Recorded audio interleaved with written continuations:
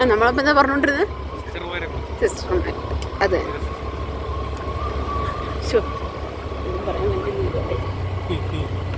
അതെ 10% ആൾക്കാരെ ഉള്ളത്.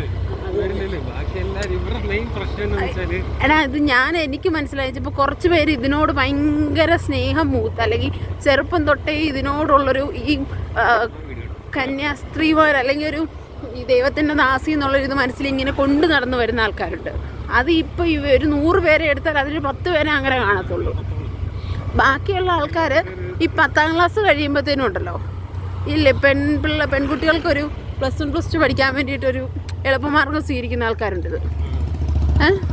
ഇങ്ങനെ പഠിക്കാൻ പോകുമ്പം അവർക്ക് ഫീസ് കൊടുക്കണ്ട, ക്യാഷ് ചിലവൊന്നുമില്ല, അപ്പോൾ വീട്ടുകാരും കൊണ്ടങ്ങ് വിടും. അപ്പം ചിലർ അപ്പോഴത്തെ ആ 2 കൊല്ലത്തെ ആ ഒരു ഇതുകൊണ്ട് അങ്ങ് കണ്ടിന്യൂ ചെയ്യും. ചിലപ്പോൾ ഇതായി കഴിഞ്ഞിട്ടായിരിക്കും ഓർക്കുന്നത് അയ്യോ വേണ്ടായിരുന്നല്ലോ എന്ന്. അപ്പോൾ തിരിച്ചു വരാനും പറ്റത്തില്ല. അപ്പം ഇവരുടെ ആഗ്രഹങ്ങളെല്ലാം ഇവർ മാറ്റി വെച്ചേക്കുക. ഇവർക്ക് ഇവരുടേതായ ആഗ്രഹങ്ങളില്ല, ഇവരുടേതായ ഇഷ്ടങ്ങളില്ല. ഇവർക്ക് ഇഷ്ടപ്പെട്ടൊരു ഭക്ഷണം കഴിക്കാൻ പറ്റില്ല, അത് നിനക്കറിയാം. ഇപ്പോൾ ഇവർക്ക് ഇഷ്ടപ്പെട്ടൊരു സാധനം കഴിക്കണം തോന്നി കഴിക്കാൻ പറ്റില്ല. അവൻ മടത്തിൽ ഇവർക്ക് എന്തുണ്ടാക്കുന്നോ അത് കഴിക്കണം എന്നുള്ളൊരു സെറ്റപ്പാണ്.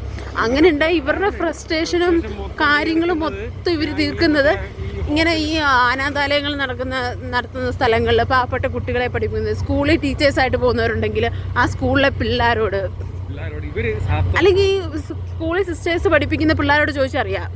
ബാക്കി ടീച്ചേഴ്സിനെ പോലെ അല്ല അവരൊന്ന് പറയും. അവരെങ്ങനെ തൊന്നു പറഞ്ഞ തല്ലുന്ന പരിപാടിയല്ലേ ഇവരങ്ങനല്ല. എല്ലാവരും എന്നല്ല, അതാ ഞാൻ പറഞ്ഞു. ഈ 10%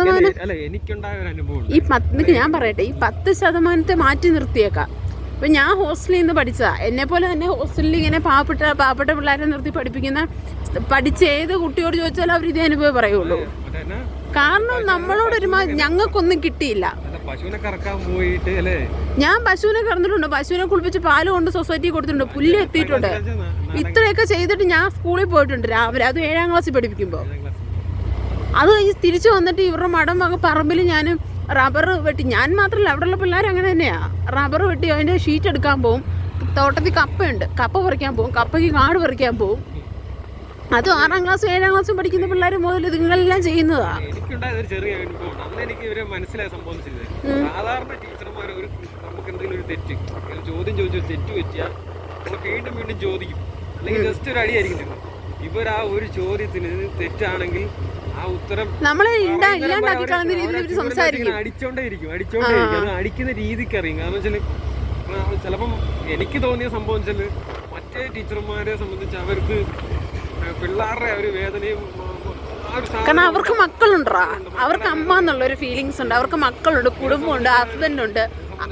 അവരുടെ ഫ്രസ്ട്രേഷൻ തീർക്കാൻ വേണ്ടി അല്ല അവർ സ്കൂളിലോട്ട് വരുന്നത്. ഇവരുടെ എന്ന് പറഞ്ഞാൽ ഇവർക്ക് പുറത്തോട്ട് ഇറങ്ങാൻ കിട്ടുന്ന ഒരു ചാൻസ് വെച്ചാൽ സ്കൂളിൽ പോന്നും പള്ളിയിൽ പോന്നു പോവാ.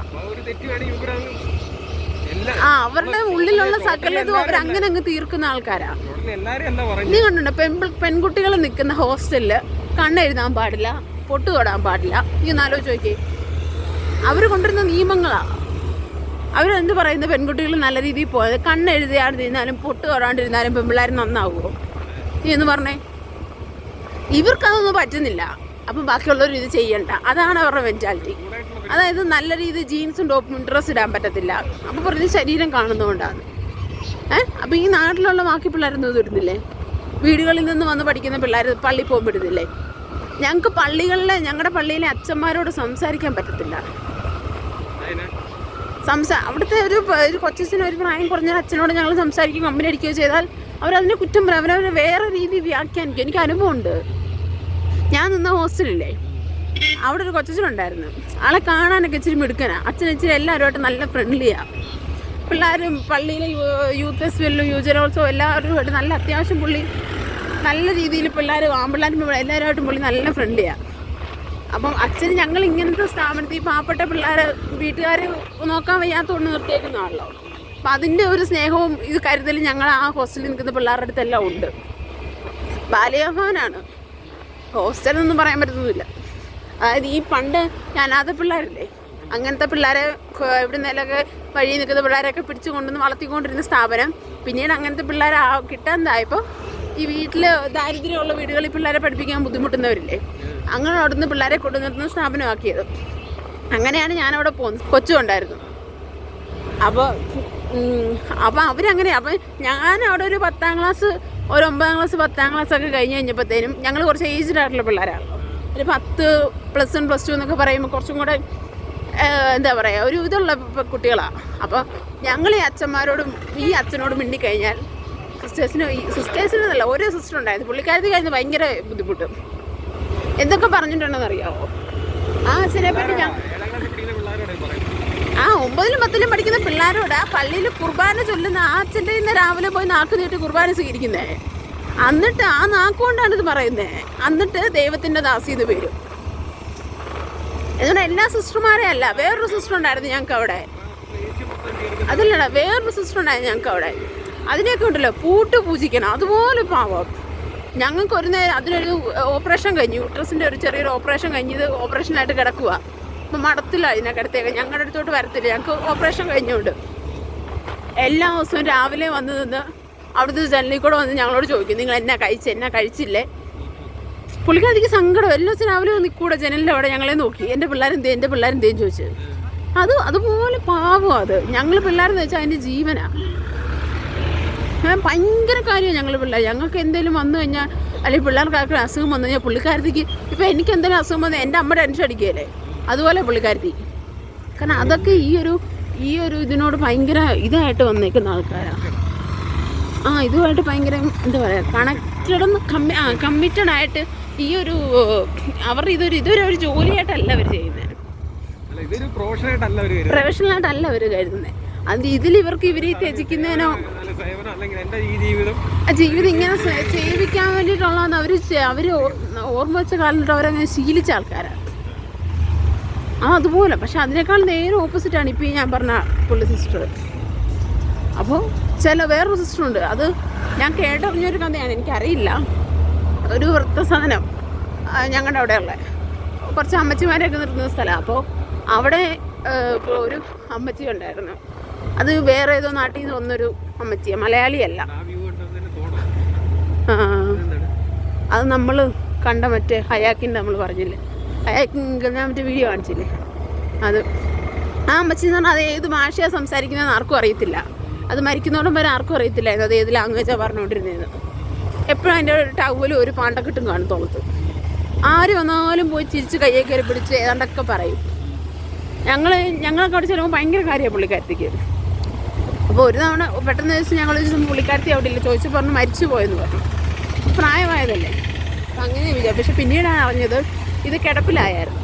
കിടപ്പിലാകാൻ നേരത്ത് ഇതിനെ കുളിപ്പിക്കാനെങ്ങാണ്ട് ഈ പുള്ളിക്കാരത്തിയാണ് കൊണ്ടുപോയത്. കുളിപ്പിക്കാൻ കൊണ്ടുവന്നിട്ട് ഇതാണ്ട് തിരിയോ മറിയാണ്ട് ചെയ്യാൻ പറഞ്ഞപ്പോൾ ചെയ്യാണ്ട് പിടിച്ച് തള്ളിയതാ. ഇത് താഴെ വീണടാ, തല ഇടിക്കേണ്ടത്. അങ്ങനെയാണ് ഇത് മരിക്കുന്നത്. പുറത്ത് പറയത്തില്ല, ബാക്കിയുള്ളവർക്ക് അറിയാമെങ്കിലും അവർ പറയത്തില്ല. എന്നിട്ട് ഇതേ ആൾ കുമ്പസാരിക്കുക പോലും ഇല്ല. ചിലപ്പോൾ പിറ്റേ ദിവസം പോയി കുർബാന സ്വീകരിക്കും. ഇതിലെവിടെയാണ് ദൈവത്തിൻ്റെ ദാസി? ദൈവത്തിൻ്റെ ദാസി എന്ന് വെച്ചാൽ പണ്ട് നമ്മുടെ മദർ തെരേസിനെയൊക്കെ കണ്ടിട്ടില്ലേ? അതുകൊണ്ട് എനിക്ക് അത് എൻ്റെ കൂടെ ഹോസ്റ്റലുണ്ടായിരുന്ന ആരോട് ചോദിച്ചാലും അവരൊരിക്കലും ഈ സിസ്റ്റർമാരെന്ന ഇതിനെ എല്ലാവരെയും അവർ നന്നാക്കി പറയില്ല. അവരവരുടെ ഏറ്റവും കൂടുതൽ പറയുന്ന അവർക്കുണ്ടായ ദുഷ്ടാനുഭവങ്ങൾ മാത്രമേ ഉള്ളൂ. നല്ല അനുഭവങ്ങൾ പറയുന്ന കുറവായിരിക്കും. പിന്നെ പിള്ളേർ ചെറുപ്പമല്ല ഇവർ. പിന്നെ അവരുടേതായ ലൈഫ് നോക്കുമ്പോൾ ഇതിനെയൊക്കെ അവർ വിട്ടുപോവുക. ഇപ്പം ഞാൻ തന്നെ ഇതിപ്പോൾ പറഞ്ഞത് നീ ഇപ്പം ഇങ്ങനെ നമ്മൾ സംസാരിച്ചതുകൊണ്ട് മാത്രം ഞാൻ പറഞ്ഞു, അല്ലെങ്കിൽ ഞാനിത് പറയുമോ? അതേസമയം എന്നെ ഈ ഒരു പ്രായത്തിലാണ് ഞാൻ അവിടെ പോകുന്നതെങ്കിൽ ഉറപ്പായിട്ട് ഞാൻ അത് മൊത്തം പുറം ലോകത്തെ അറിയിക്കും.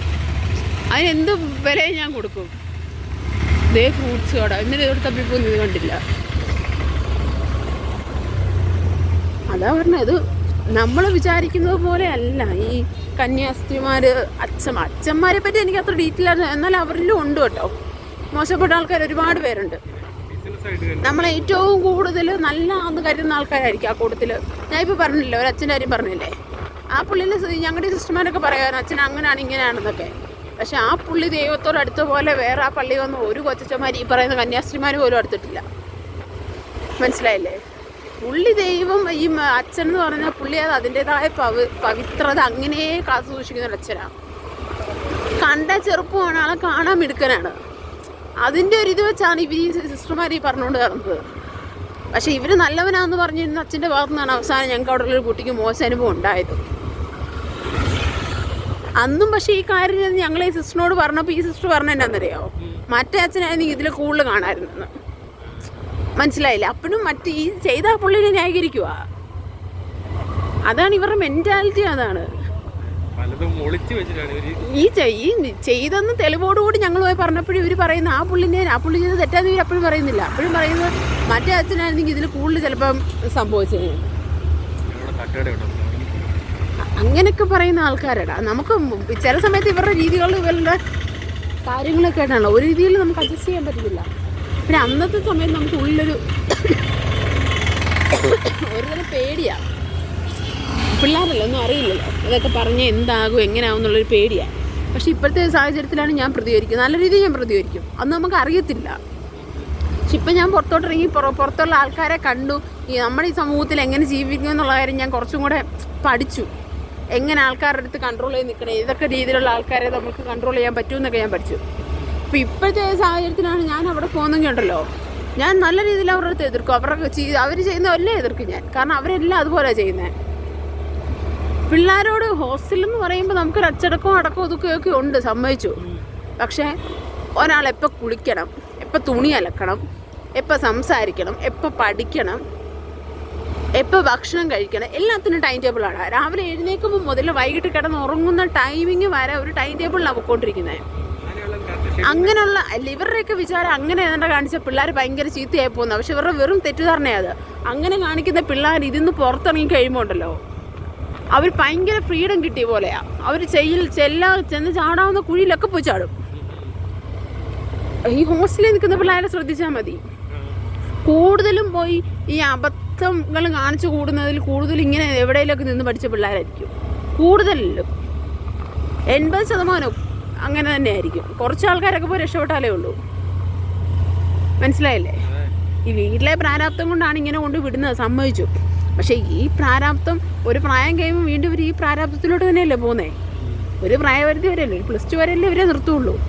+2 എന്നൊക്കെ കഴിയുമ്പോൾ ഒരു 10-18 വയസ്സ് തൊട്ടാ പൊട്ടുന്ന പ്രായമാണ്. പെൺപിള്ളേരെന്ന് പറയുമ്പോൾ അവർ ഏറ്റവും കൂടുതൽ പ്രശ്നങ്ങളിൽ പോയി ചാടുന്ന സമയമാണ്. അപ്പോഴാണ് നിങ്ങളെ ഇതിൽ നിന്ന് ഫ്രീ ആക്കി വിടുന്നത്. അപ്പോൾ അവർ ഫ്രീ ആയിട്ട് വിടുമ്പോഴത്തേനും അതുങ്ങൾ പോയി വീട്ടുകാർ, പാവപ്പെട്ട വീട്ടുകാരായിരിക്കും, ചിലപ്പോൾ ശ്രദ്ധിക്കാൻ പറ്റത്തില്ലാത്തതായിരിക്കും. അപ്പോൾ ആ സമയത്ത് നിങ്ങളെ പുറത്തോട്ട് വിടുമ്പോൾ വീട്ടുകാരെ കൊണ്ട് ശ്രദ്ധിക്കാണ്ടാകുമ്പോൾ നീ ഒന്ന് ആലോചിച്ച് നോക്കിയേ. ഞാനും ആ കൊച്ചെന്ന് പറഞ്ഞാലും ഞങ്ങളെന്ന് വെച്ചാൽ അവിടുന്ന് നേരെ ഇറങ്ങിയിട്ട് അമ്മയുടെ അടുത്തോട്ടാണ് പോകുന്നത്. അവിടുന്ന് പിന്നെ ഞങ്ങൾ കുറച്ച് നാളുകൊണ്ട് ഹോസ്റ്റലിൽ ചെയ്യുന്നു. അത് പിന്നെ അമ്മ അവളെ കൂടെ നിർത്തി. പിന്നെ ഞാൻ ഈ ജോലിക്കുള്ള കോഴ്സ് പഠിച്ചു ജോലിക്ക് കയറി. എനിക്കല്ലാണ്ട് കളയാൻ വേണ്ടി സമയം കിട്ടിയില്ല. കണ്ടു അതെങ്ങനെയും കയറിക്കോളൂ. കൊച്ചെന്ന് പറഞ്ഞാൽ അവള് പിന്നെ അമ്മയുടെ കൂടെ അവിടെ നിൽക്കുമായിരുന്നു. വീട്ടിൽ നിന്നാണ് പഠിച്ചത്. അതുകൊണ്ട് അമ്മയ്ക്ക് അവളെ മാത്രം നോക്കിയാൽ മതി. ഞാൻ ജോലി കിട്ടി അങ്ങനെ പോയതുകൊണ്ട് എനിക്ക് അവിടെ അത്രയും ഫ്രീ ആയിട്ട് നടക്കാനുള്ളൊരു സമയം കിട്ടിയില്ല.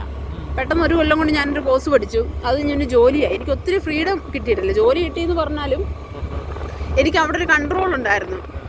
ഞാൻ ഈ ജോലി കിട്ടിയ ഒരു 1-2 കൊല്ലം കഴിഞ്ഞപ്പോഴാണ് ഇപ്പോഴത്തെ എൻ്റേതായ രീതിയിൽ ഞാൻ എൻ്റെ ലൈഫ് മാനേജ് ചെയ്യാൻ തുടങ്ങിയത്. അതുവരെ അമ്മ തന്നെ കൺട്രോൾ ചെയ്തുകൊണ്ടിരുന്നത്. മാസം സാലറി കിട്ടുമെന്ന് അങ്ങനെ കൊണ്ട് അമ്മയുടെ കൊടുക്കുമായിരുന്നു. വീട്ടിൽ പോകണം, വണ്ടിക്കൂലിക്കുള്ള കാശ് കഴിഞ്ഞിട്ട് മൊത്തം കൊണ്ട് കൊടുക്കുമായിരുന്നു. മനസ്സിലായില്ലേ? അത് കഴിഞ്ഞൊരു എനിക്കൊരു 22 വയസ്സ് കഴിഞ്ഞപ്പോഴത്തേനുമാണ് ഞാൻ എൻ്റെ സാലറി ഞാൻ തന്നെ മാനേജ് ചെയ്യാൻ തുടങ്ങിയത്. അതുവരെ അമ്മയെ മാനേജ് ചെയ്തുകൊണ്ടിരുന്നത്. ഞാൻ ജോലി ചെയ്യുന്നു, സാലറി കിട്ടുന്ന അമ്മയുടെ കൊണ്ട് കൊടുക്കുന്നു. കാരണം ആ സമയമായപ്പോഴത്തേനും എനിക്കും കൂടെ കുറച്ച് ഇത് വന്നു, കുറച്ചും കൂടെ ഒന്ന് കൺട്രോൾ ചെയ്യാനൊരു മെൻറ്റാലിറ്റി വന്നു. പഠിച്ച് ഞാൻ അതൊരു ഞാൻ അമ്മയുടെ കൊണ്ട് കൊടുക്കത്തേ ഉണ്ടായിരുന്നുള്ളൂ. ആ സമയത്താണ് ഞാൻ ATM കാർഡ് എടുക്കുന്നത്. അങ്ങനത്തെ ഇതൊക്കെ ഉണ്ട്. ഇവരുടെ ഈ സിസ്റ്റർമാർ മഠങ്ങളുടെ അല്ലെങ്കിൽ ഹോസ്റ്റലിലേക്ക് നിൽക്കുന്നവരുടെയൊക്കെ വിചാരം പിള്ളേരെ ഒരുപാട് മൂടി പൊത്തി വെച്ച് വളർത്തിയ പിള്ളേർ ഭയങ്കര ചീത്തയായി പോകുന്നത്. പക്ഷെ അത് ഇവരുടെ വെറും തെറ്റിദ്ധാരണയാണ്. ഇവർ ചിന്തിക്കുന്നതിൽ ഏറ്റവും മണ്ടത്തരം പിടിച്ച ചിന്തയാണത്.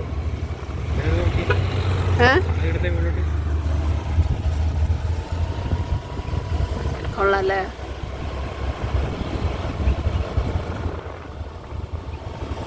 ക്യാമറയ്ക്കൂടെ നോക്കുമ്പോൾ കുറച്ചും കൂടെ ക്ലാരിറ്റി ഉണ്ടല്ലോ അവിടെ. കുറച്ചൊരു ഈ ഗ്രീൻ കളറൊക്കെ കുറച്ചും കൂടെ ഇതായിട്ട് കാണുന്നുണ്ടല്ലോ അല്ലേ?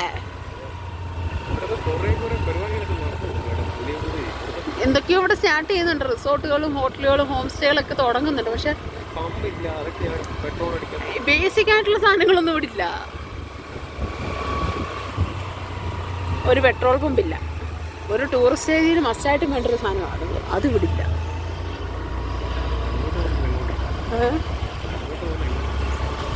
അത് വല്ല ആൾക്കാരൊക്കെ താമസിക്കുന്ന സ്ഥലങ്ങളിലോട്ടൊക്കെ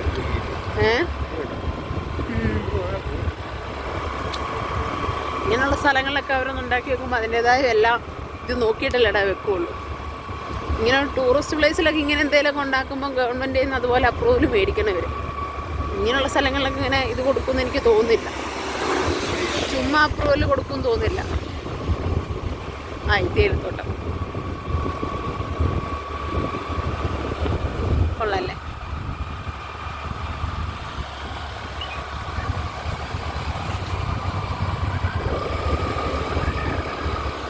ഇവിടെ കുറച്ചും കൂടെ ഒക്കെ ഇവർക്ക് ടൂറിസ്റ്റ് കുറച്ചും കൂടെ ഒക്കെ ഒന്ന് ഇതാക്കി എടുക്കാം അല്ലേ?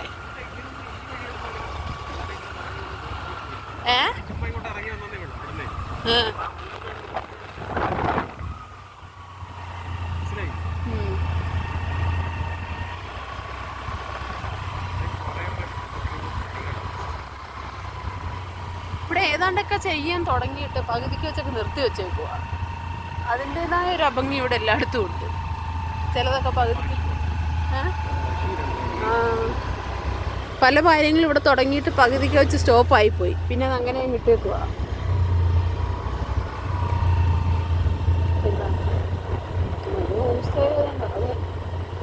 ഞാൻ ഇതിൻ്റെ അകത്തോടെ ഞാൻ പറഞ്ഞ ഇതിൻ്റെ അകത്തോട്ട് പോകുന്നേ. ഞങ്ങളൊന്ന് വന്നെന്ന് പറഞ്ഞില്ലേ? ഇവിടെ നിന്ന് അകത്തോട്ട് കയറി കഴിയുമ്പോൾ വണ്ടി അവിടെ വെച്ചിട്ട് അകത്തോട്ട് പോയി കഴിഞ്ഞാൽ നമുക്ക് അകത്ത് കയറാം. അവിടെ മറ്റേ അകത്ത് വലിയ റിസോർട്ട് ഉണ്ടെന്ന് ഞാൻ പറഞ്ഞില്ലേ? കാടിൻ്റെ അത് ഓഫ് റോഡ് പോകാൻ പറ്റിയ മറ്റേ വലിയൊരു ഞാൻ എന്നാൽ ഒന്ന് നിന്നെ കാണിച്ചു തരാം അവിടെ ചെന്ന്. ഇതല്ല, അതാ ഞാൻ പറഞ്ഞേ. ഇനി അങ്ങോട്ട് പോകണ്ടോ? ഇതുവഴിയൊന്നും അല്ല. ഇതൊക്കെ റിസോർട്ട് ഹോട്ടലിലോട്ടൊക്കെ പോകുന്ന വഴികളൊക്കെ ഞാൻ പറഞ്ഞു. മുമ്പേ അവിടെ കാണിച്ചില്ലേ ഒരു ബിൽഡിങ് കാണിച്ചില്ലേ? അതിൻ്റെ അകത്തോട്ട് പോകണം. നല്ല സ്ഥലമാണ് അത്. സിനിമയിലൊക്കെ ഉണ്ടോ? നമ്മുടെ രാമൻ്റെ ഏതെന്തോട്ടം എന്ന് പറഞ്ഞ ചാക്കോച്ചൻ്റെ ഒരു മൂവി ഇല്ലേ? അതിൻ്റെ അകത്ത് കാണിക്കുന്ന അവൻ താമസിക്കുന്ന അവൻ്റെ വീടാന്ന് പറഞ്ഞ് കാണിക്കുന്ന മൊത്തം അതാ. ആ മൊത്തം അതാ. വൈബ് സ്ഥലം കേട്ടോ. ഭയങ്കര പ്രൈവസി അത്.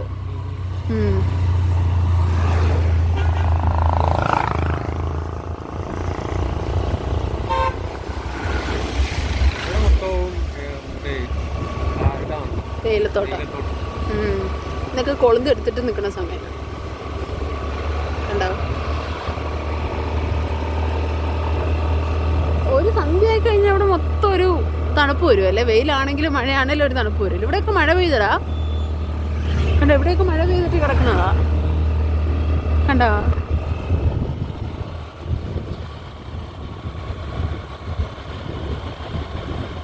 ഈ ക്യാമറ കൊണ്ട് നോക്കുമ്പോൾ ആ മണ്ടേ കണ്ടൊരു മരം നിൽക്കുന്നത്. ഒരു കുഞ്ഞിൽ ഏറ്റവും മല മണ്ടയ്ക്ക് അത് ആന നിൽക്കുന്നതല്ലേ തോന്നുള്ളൂ. ഞാൻ പെട്ടെന്ന് നോക്കിയപ്പോൾ എന്തോ അത് ഞാൻ കണ്ണ് വായിച്ചു നോക്കി.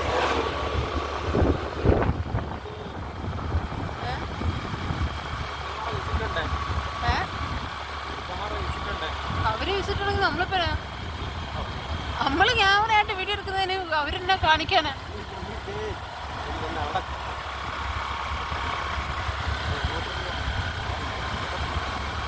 നീയല്ലേ വണ്ടി ഓടിക്കണേ, ഞാനല്ല. നീ വണ്ടി ഓടിക്കണം, ഞാൻ പുറകിരിക്കണം. ഇത്തിരി അപ്പുറ സൈഡിലേക്ക് നമ്മൾ പോകാം.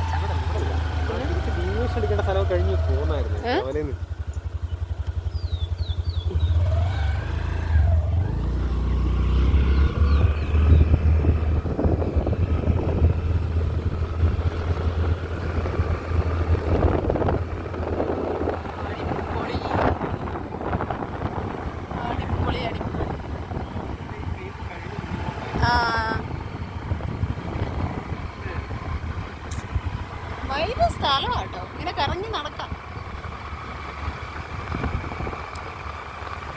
ചുമ്മാ ഇങ്ങനെ കറങ്ങി നടക്കാൻ ആഗ്രഹമുള്ളവർക്ക് അങ്ങനെയുള്ളവർക്കൊക്കെ ഇങ്ങനെ വണ്ടി എടുത്ത് പോവാം.